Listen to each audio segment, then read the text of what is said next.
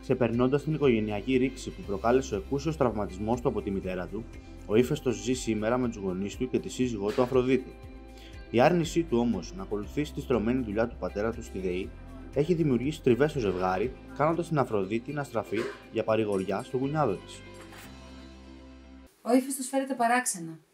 Φοβάμαι ότι δεν έχει ξεπεράσει τη φορά που τον πέταξα από τον μπαλκόνι. Εντάξει, έρχομαι.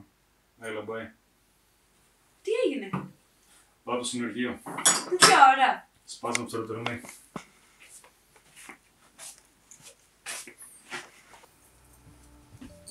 Πού είσαι ρε κούκλα μου, Τι να κάνω, ρε, μόλις ήρθα. Πω, πολλά προβλήματα είναι ο κουτσός. Να τους πάσω και το άλλο πόδι, Μην μιλάς έτσι για τον αδερφό, το έχω πει χιλιάδες φορές. Τώρα αυτό το παρατάς, γιατί το παρατάς το βρωμιάρι, δεν μπορώ να σε βλέπω άλλο κρυφά. Εντάξει, Έλα μαζί μου, ρε παιδί μου, έλα μαζί μου στη ΔΕΗ εκεί μαζί με τον μπαμπά, να σε βάλω σε μια γραφειάρα με τα νυχάκια σου, τα παπουτσάκια σου. Έρχεται στο σπίτι με τα γράσα, παραμελημένος, που να το δω εγώ σαν άντρα.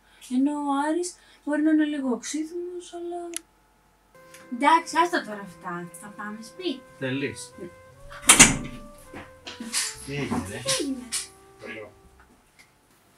Έχω πολύ προβληματιστεί. Δεν ξέρω τι να κάνω. Να του το πω και να βάλω φωτιά έτσι σε μια οικογένεια. Έλα, Ηλιά. Έλα, Ήφη, αγάπη μου, τι κάνεις? Καλά είμαι, τι έγινε? Λοιπόν, είδα την Αφροδίτη με τον Άρη. Ωραία και. Πάνω στο σπίτι σου. Τα έχουνε, παιδί μου, δεν καταλαβαίνεις. Θα τρέχα! Τι? Έπεσα από τα σύννεφα, αλλά θα τους δείξω εγώ. Θα τους ξεμπροστιάσω όλο το σόι. Αχ! Ρε, δεν το πιστεύω.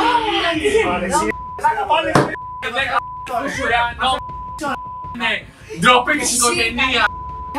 Δεν το πιστεύω, δεν γίνεται αυτό. Και εντάξει, και εμείς κάναμε τις κουτσουκέλες μας, αλλά δεν ρεζιλέψαμε και την οικογένεια. Ζήλοι γίναμε. Έλα, μη στεναχωριέσαι, θα βρεθεί κάποια καλύτερη για σένα.